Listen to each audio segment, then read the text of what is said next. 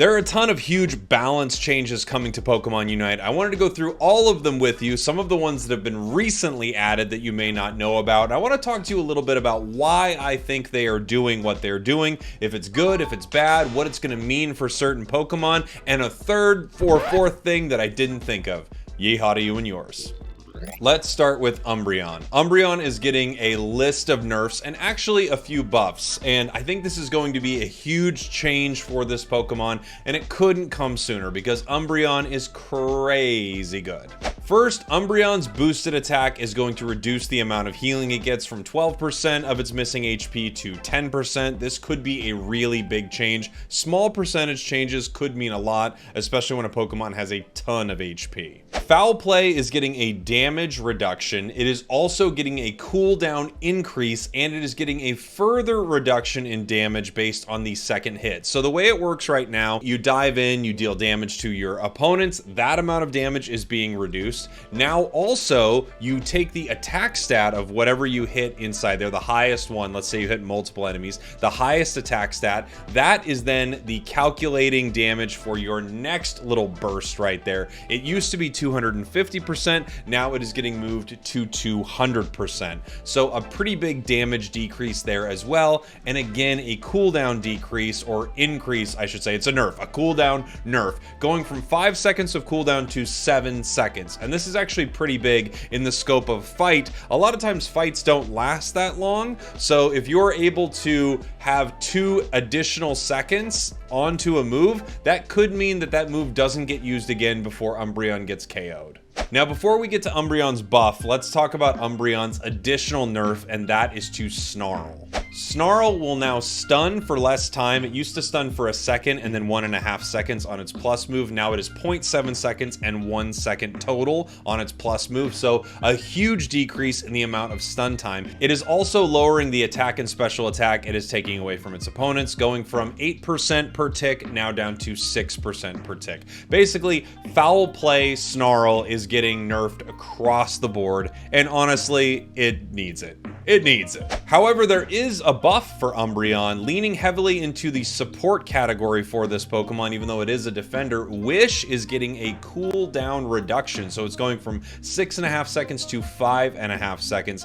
In theory, they want us to play more with sort of the support version of Umbreon and maybe dominate less with the Foul Play Snarl version of Umbreon. These are great nerfs and a okay buff across the board to a Pokemon that is clearly overpowered, and I'm very excited to see this hit the game. Chandelure is getting a few buffs. These ones are a little head scratchy to me because I don't think this Pokemon is completely busted. However, I do agree it's very, very good. Overheat is getting a cooldown increase. So it used to be 6 seconds. It's now going to be 7.5. And then the Overheat Plus is now going to be 6.5.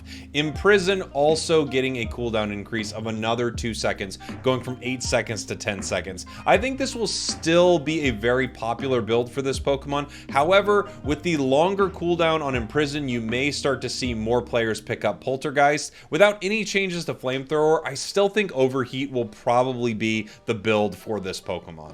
While Chandelure is a really good Pokemon, I actually don't know if these are super necessary nerfs for it. I understand that this build is a little bit better than the other and it's getting a lot more play, but I would probably rather just see something done with Flamethrower rather than this. That being said, Chandelure is a really solid pick. Leafeon is getting buffs to the movesets that nobody uses, which is Solar Blade and Aerial Ace. Both of these moves, I think, have some value. It's just that the other moves seem to combo so much better. It is also getting a nerf to Leaf Blade, so let's go through this here. Solar Blade is getting a buff to every part of its damage, whether you have its level 1 charge or all the way up to its maximum charge, and it looks pretty solid across the board. This move already does a lot of damage, and I think players are just not that good at using it yet. So expect to see some really powerful Solar Blade Leafeons coming at you very soon. Aerial Ace is getting a massive cooldown reduction from 1.5 seconds, which is already very small, to a half a second. So obviously they want players to use this for a ton of mobility. The problem with Aerial Ace is it doesn't really combo as well as something like Leaf Blade. Leaf Blade is just so incredibly powerful that it's really hard to want to not use it. So they are also nerfing Leaf Blade. It looks like the nerf to this move move is not insane, but the damage does go down across the board. We're gonna have to see if this sort of switch up between Aerial Ace and Leaf Blade happens at all. It definitely could. Again, a half-second cooldown on a move is pretty fast. It's like that, or like that, like it's fast. It's a half second. So the change here with Leafeon is to Aerial Ace's use. So right now, if you use Aerial Ace, you can't use it again for a second and a half. It's not the actual internal cooldown of it, it's the ability to use it again. You get an incredible amount of repositioning with being able to use Aerial Ace twice in a row like this. I still don't know if that's going to really benefit enough to change how this move would normally be used. I don't know. I just feel like Leaf Blade is still a lot more useful, but you could set up some really cool stuff with this given that you have a low cooldown between uses. Duraludon is getting changed in a lot of different ways, which is interesting. This is a Pokemon that I've always said people have been sleeping on forever, and it's because it does so well at securing objectives and securing KOs. So the max damage you do to wild Pokemon from your boosted attack is getting lowered considerably. 800 points of damage lowered from 1800 to 1000. That's pretty huge for Duraludon. Flash Cannon is getting a cooldown reduction, and this is a move that I really don't like much at all. I think the mobility that you lose and the kind of target that you make yourself really isn't made up for with the range and damage, especially when Pokemon like Inteleon and Decidueye and so many outrange this move. That being said, they are trying to do something to make it more powerful. This is also going to do less damage to wild Pokemon from a max of 800 to 500 on the boosted attacks. Dragon Pulse is getting a cooldown reduction, but it will also deal less damage to wild Pokemon. So you could see what they're trying to do here with Duraludon is they are doing a few things to lower the cooldown of your moves so that you can use your moves more often, but they want you focused more on fighting enemies than fighting wild Pokemon. This might make Duraludon very, very unviable. We're going to have to see exactly what it does to this Pokemon. It's still very good. It still has a ludicrous attack stat, and now you're just going to have to use it more to KO enemy Pokemon as opposed to wild Pokemon and objectives. Duraludon is also receiving a change to Stealth Rock. It will now decrease movement speed of enemies even more, and it says the limit of rocks is going from 6 to 4. I'm not exactly sure what's going on right here, but it feels like that's not good. I think what this patch note might be saying is actually doing 6 ticks of damage. I'm gonna go ahead and test it for you right now because this is just confusing. You wouldn't want to nerf this move in any way. So I'm messing around with Duraludon here in the PTS. I'm starting to understand what the Stealth Rock change was. So now Stealth Rock will decrease their movement speed, but it only needs to hit them 4 times. Their movement speed drops to 0 essentially. So it no longer decreases their movement speed when, you know, hitting them 6 times here. It can hit them 4 times to decrease move speed. I don't even know why it used to be 6, I guess, but now it is no longer the case, so Duraludon is not set up for that anymore. And you can feel the Flash Cannon difference, obviously, with the cooldown reduction. That's pretty nice. I still don't know if you're going to run Stealth Rock on this Pokemon. We're going to have to see if this change feels like enough to limit your mobility. I kind of doubt it. Dragonite's Hyper Beam getting a 2-second cooldown increase. Dragonite's doing pretty dang good right now, and they're just thinking that it's hyper beaming a little too much and it can secure objectives too easily. It seems like they're actually focusing a lot in this patch on fighting opponents better and securing objectives not as well. So that could be pretty exciting so that the battles between players matter more.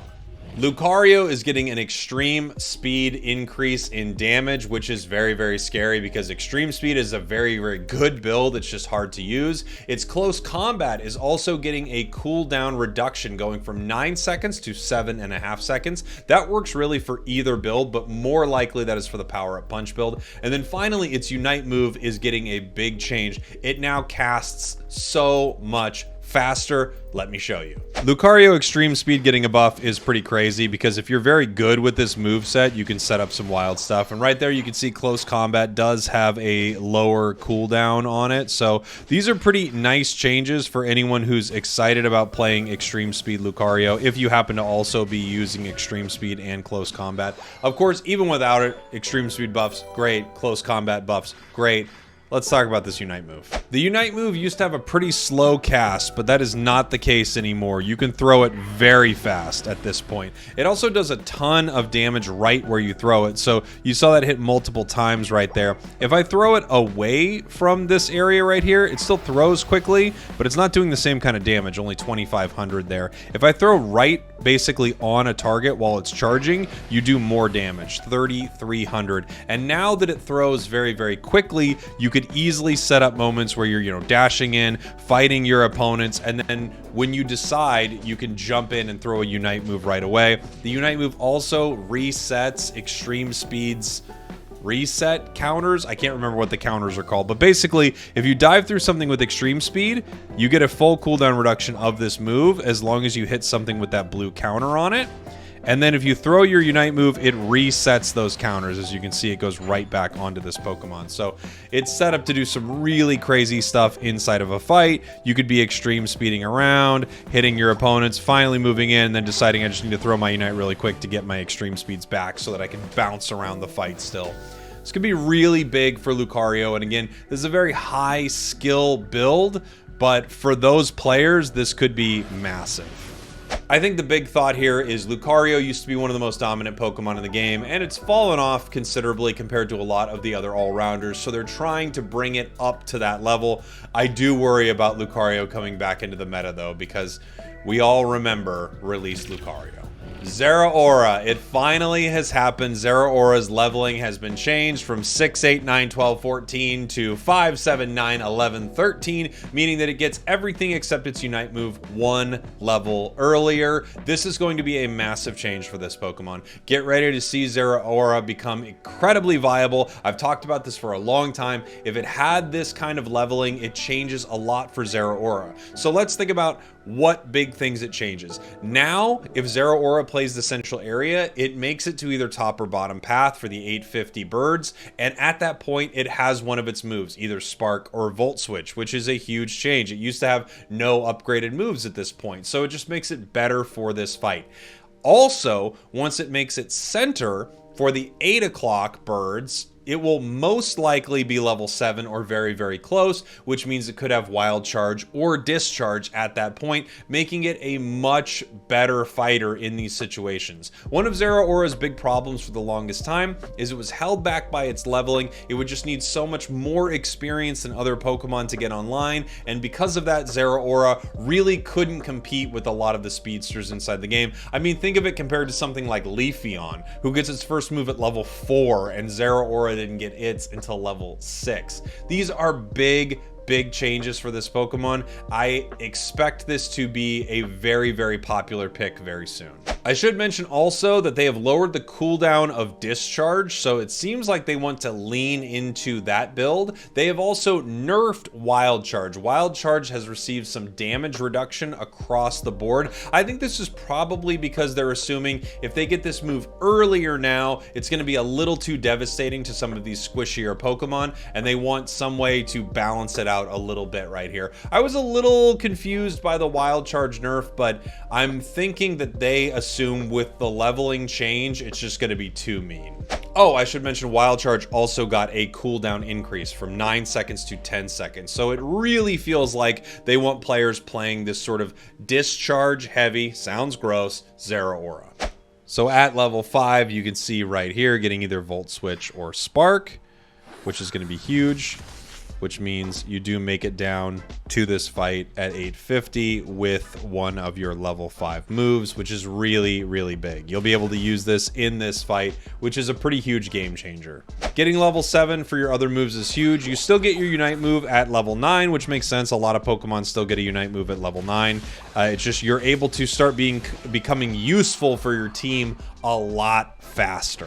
You also now get your plus moves at level 11 and 13, so you no longer need to be level 14 to have all of your power near the end of the game. These are just huge increases for this Pokemon, and as I've said many times, if they change the leveling, they could change this being meta in an instant, and I think we will see that with Zeraora. Mamoswine is finally getting some love and really nice buffs across the board. So we have Ice Fang and Earthquake damage. We also have a Unite move cooldown reduction and your Unite move now throws opponents for a longer period. So these are all huge changes for this Pokemon. Nice damage for Ice Fang and Earthquake. I think the other moves, High Horsepower and Icicle Crash, are already really solid, so I don't think they really needed to touch these. Now, let's talk about one of the biggest changes to this Pokemon, and it's to its passive. So you can see at the top left of the screen here, that shows my defense and special defense for Mamoswine right here. Thick Fat increases defense and special defense up to 3 times when you're doing damage to opponents right here.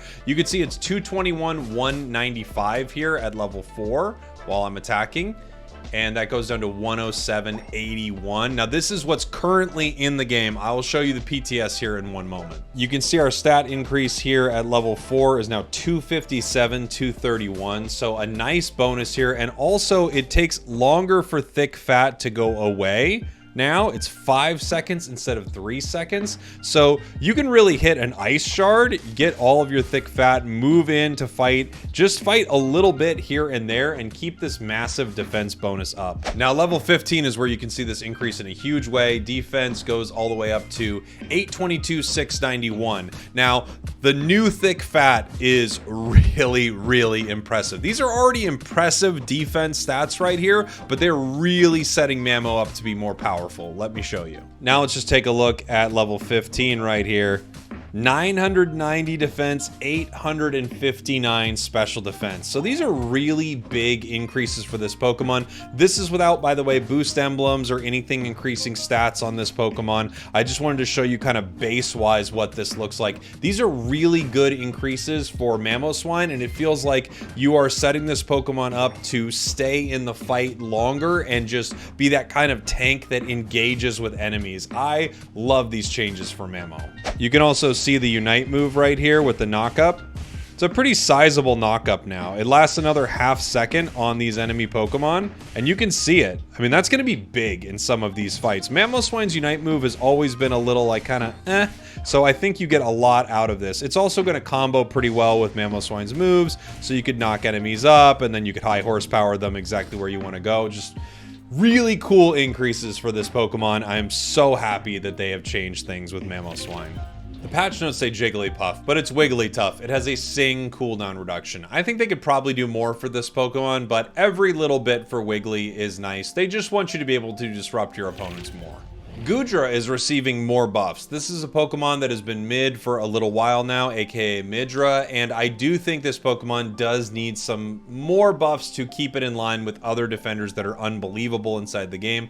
Mamo and Goodra getting some love here makes total sense because these Pokemon are both outshined by other defenders inside the category. Its passive ability now decreases attack speed even more from 30% to 50%, which is really, really solid. It also is getting another cooldown reduction to Dragon Pulse. I think before it didn't get a cooldown reduction, but it got a healing increase. So now they're also reducing the cooldown of this move. And then finally, Power Whip, which just seems to be the move that people use, is going to decrease movement speed of your opponents even more. And then that's going to sort of trail off as time goes on.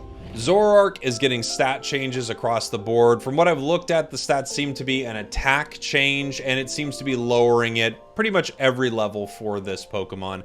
I think it's reasonable. Zoroark is incredibly powerful. In fact, I think they could probably nerf this thing a little bit more. It's going to be just fine with these changes. It's still going to be a massively powerful speedster inside the game. Probably the best one. And then since making it to the public test server, we've seen 2 changes to Mewtwo. And I know some people are upset about this, but in general, I think this is the whole point of the public test server, to see what power level a Pokemon is at and tweak it as they go. We'll have to see what kind of level Mewtwo releases at. I think from playing it, it felt pretty strong, but not incredible. And now I think these changes might bring it in line with a top tier Pokemon inside the game. Let's talk about them. Mewtwo's passive Pressure has a lower cooldown now, down to 5 seconds, so it could become Mega a lot quicker than it could before. after becoming Mega previously. Its move Confusion has a stun increase, and then it did get buffs to some of its moves that didn't feel that impactful. Psy Strike for X and Y got buffs, as well as a buff to Recover for Mewtwo Y. Mewtwo X and Y also both got an increase to their versions when they are Mega. So for Mewtwo X, it used to be a 10% attack increase, now it's 20. For defense and special defense, it was 20%, now it's 30. And now it gets a 20% max HP increase when it's Mega evolved. For Mewtwo Y, it got a massive attack speed increase from 20% to 40% and a special attack increase of 10% to 20, as well as the max HP gauge. So I think what they want with this Pokemon is they want when it Mega evolves to feel very impactful, and that is a tougher time to fight it, obviously. And when it is not Mega evolved, that is the time to attack it and try to get the KO on this Pokemon. We'll have to see what it feels like when it reaches the game. I am hoping that we don't have another Zacian situation on our hands, and I actually think we won't. I mean, fingers crossed, but I think this Pokemon will release very, very powerful, just not Zacian powerful. At least I really hope so. Those are all the changes coming to Pokemon Unite very soon. I believe they will all be hitting around the time of Mewtwo, but they could actually hit the game a little earlier so that we get to play with a lot of these balance changes before Mewtwo X hits Eos Island. Let me know what you think in the comments. What Pokemon do you think they are leaving out? What buffs and nerfs sound best to you? I would love to know. Thanks for watching. Thanks for listening, and I will see you all next time. Oh, and if you like these more in-depth breakdowns of the patch notes, let me know as well. All right, love you. Mwah!